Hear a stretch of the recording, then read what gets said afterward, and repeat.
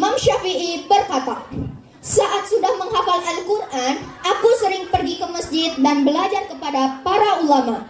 Aku menghafal hadis atau permasalahan dalam agama.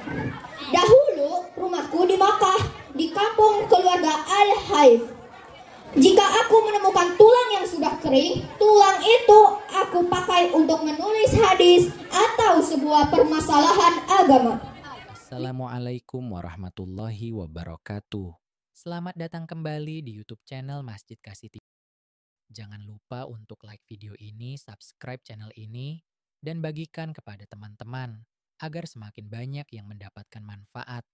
Semoga Allah senantiasa membimbing kita di jalan yang lurus. Mencari ilmu, Imam Syafi'i. Sejak kecil, Imam Syafi'i sudah menunjukkan kecerdasan yang luar biasa. Tahukah adik, bapak, ibu, kapan Imam Syafi'i menghafal seluruh isi Al-Quran? Imam Syafi'i menghafal seluruh isi Al-Quran saat berusia 8 tahun. Subhanallah, sungguh kemuliaan besar yang Allah berikan kepada Imam Syafi'i hingga mampu menghafal Al-Quran saat masih kecil. Ibu Imam Syafi'i memberi semangat kepada Imam Syafi'i untuk rajin belajar. Pernah suatu ketika, karena tidak memiliki uang untuk membayar biaya sekolah, Ibu Imam Syafi'i menawarkan Imam Syafi'i kepada salah seorang guru untuk menjadikannya sebagai pembantunya, sebagai ganti biaya sekolah. Masya Allah, sungguh luar biasa perjuangan Ibu Imam Syafi'i agar anaknya bisa mendapat pendidikan yang baik. Imam Syafi'i belajar dengan keras dan berusaha mendapatkan sebanyak mungkin ilmu dari para guru. Imam Syafi'i berkata, saat sudah menghafal Al-Quran, aku sering pergi ke masjid dan belajar kepada para ulama. Aku menghafal hadis atau permasalahan dalam agama. Dahulu rumahku di Makkah, di kampung keluarga Al-Haif.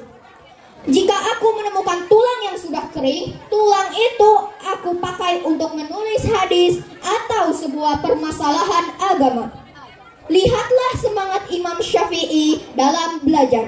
Imam Syafi'i menulis pelajaran yang sudah didapat di tulang yang sudah kering, lalu dikumpulkan di gentong yang besar.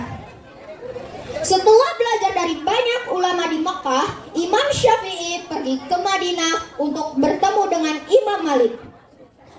Setelah di Madinah, Imam Syafi'i berpindah ke Yaman, belajar dari para ulama dan mengajar juga. Setelah beberapa tahun tinggal di Yaman, Imam Syafi'i pergi ke kota Baghdad untuk belajar dan mengajar di sana. Tak cukup sampai di situ, Imam Syafi'i pindah ke Mesir untuk belajar dari para ulama di sana dan juga mengajar. Itulah kisah tentang semangat dalam mencari ilmu. Semoga kita semua dapat meneladani dari kisah Imam Syafi'i. Assalamualaikum warahmatullahi wabarakatuh.